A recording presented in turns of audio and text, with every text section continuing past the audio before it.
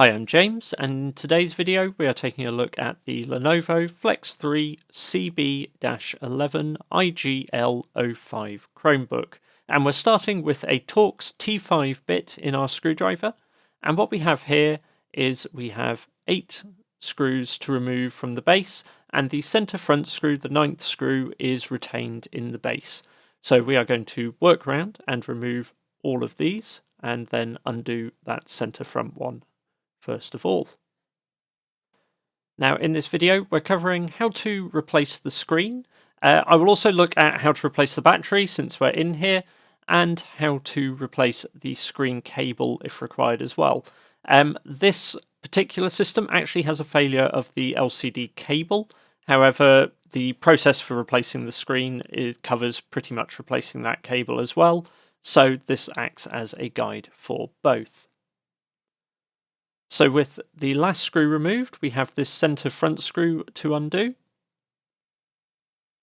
And once that has been loosened off, we are going to take our pry tool and we are going to start in the back corners of the machine, gently pressing in the little seam between the base and the side of the laptop, just trying to go down each side and release as many of the little plastic clips as possible. You don't want to apply excessive pressure, just pressing in to try and separate the two pieces. We are then going to work along the back. Sorry for my arm in the way here, but it helps just to pull up on the panel slightly.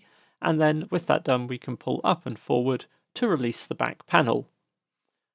Our first job once inside is then to just gently tug on this battery lead to unplug that.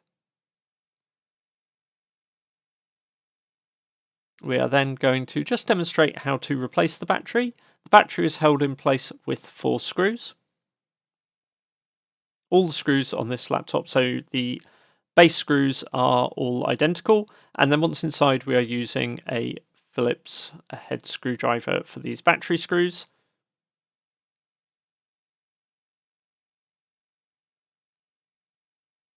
And then once the screws are all removed, you can see there is a ribbon cable that is sat on top of the battery. Now the battery can be pulled out without removing this, but just for convenience and to show things better here, I opted to remove this cable anyway, as it's just 2 clips to lift that out.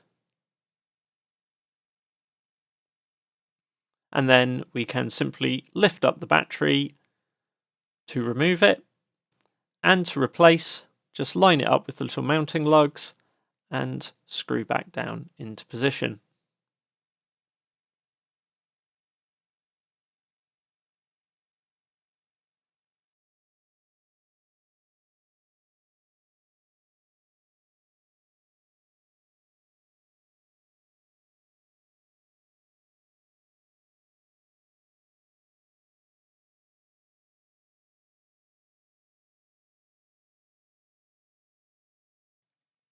With that done, we can then refit our ribbon cable. Like I say, removing that isn't entirely necessary. It just makes things a little bit clearer for the purposes of this video, and does just, it saves a few seconds not doing it. So with the battery back in place but still disconnected, we are going to release this little clip here, just pressing in the pry tool from the top and then gently levering out the cable. We want to pull that clear and make sure it is unhooked from the little guiding moulding in the base. And then to remove the panel from the laptop, we are going to open it up and press the laptop down over the edge of the desk. This just makes removing things a bit easier, as we don't have to angle the hinges out if we were doing it with it closed. So we are going to remove the 6 screws that hold the screen to the base. And the way I do this is do 2 on each side, then hold the screen so it doesn't drop when the last 2 are removed.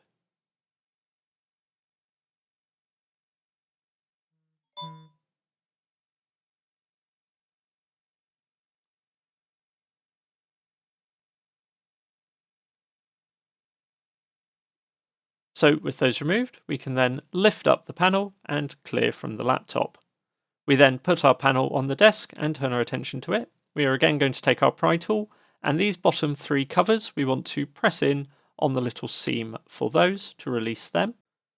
So you want to just press the pry tool in between the bottom of the screen and the top of the cover, as you can see here. Can be a little bit fiddly to get these to unhook, but once you have one place in, you can run along the whole length and fairly easily remove those as so. One left now, and that pops straight off. Next, we need to remove the 3 screws at the bottom of the screen.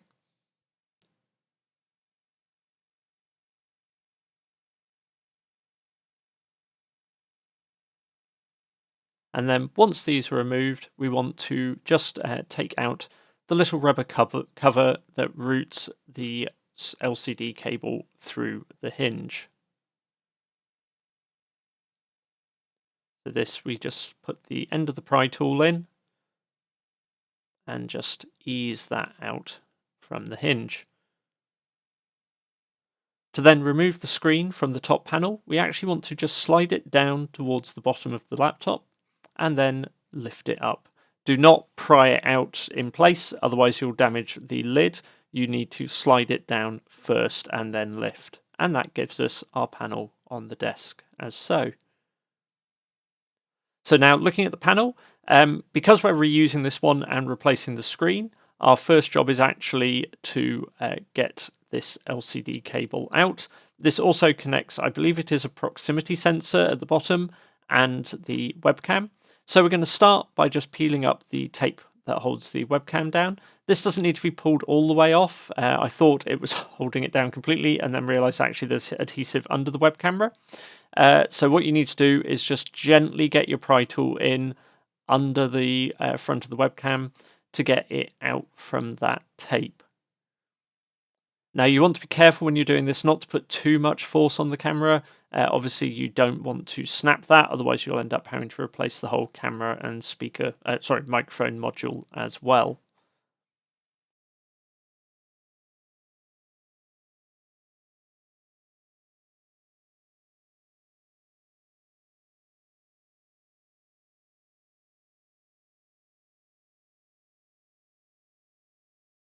Once that is removed, we can then gently unplug the camera from the cable. Obviously, if you're changing the screen, you'll need to remove the camera, but you can keep the cable plugged into it if you choose to. And then we're going to go round and just unroute this cable through the little plastic clips in the edge of the screen. You need to pull this little earthing strip up and then thread that out.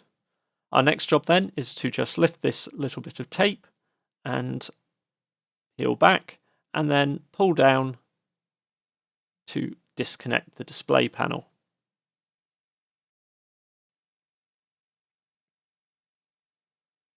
Again, just unrouting the cable as best we can.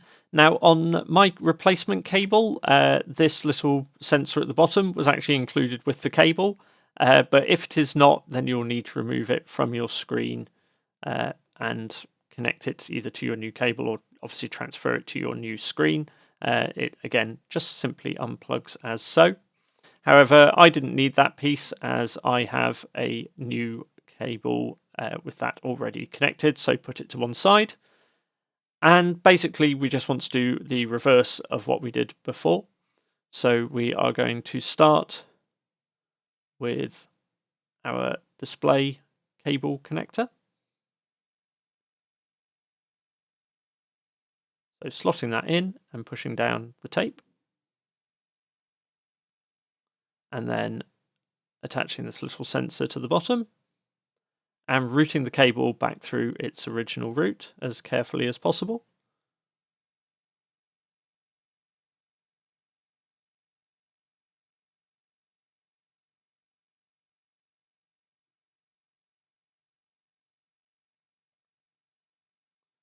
With that done, then we are just going to work our way around the edge next and get the webcam cable up to where it belongs.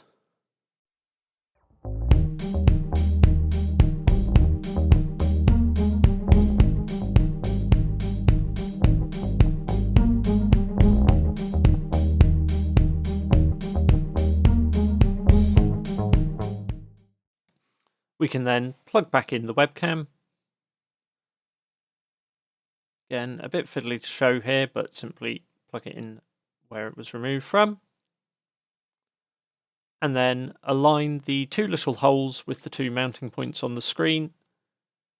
Again, I'm really sorry it's quite hard to see here, but so aligning that and pressing down and holding into place.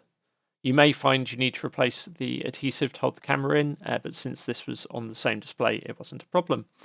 We now are then going to press our screen back into the panel. So we want to, again, make sure it is pushed slightly down and then slot it up so that we can see the screw holes.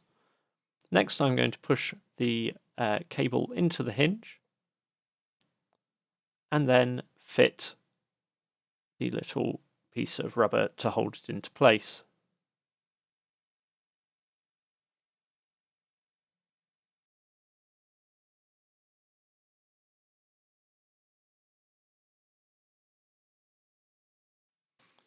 Having done that, we can then refit the 3 screws that hold the screen into place.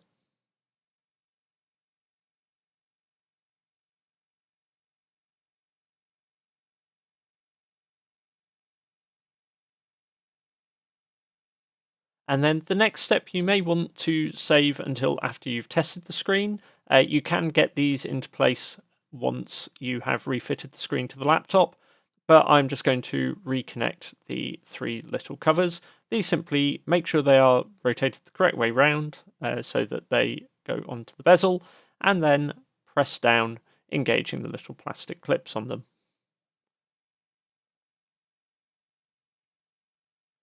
With that done, we can then return our machine to the edge of the desk.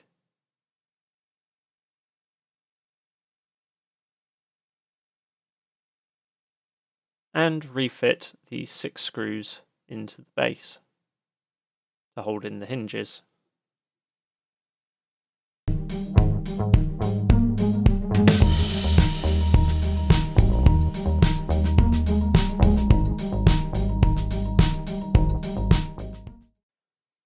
Once these screws are all refitted, we want to loop this cable round the little guide here and then reinsert it to reconnect the screen to the main board. This is then a good time to test the machine. So first we're going to connect the battery.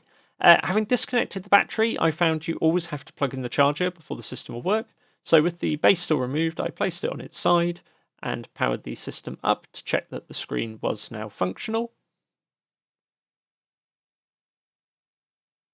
And then once it booted up, shut it down using the prompt on the screen to check that the touchscreen worked.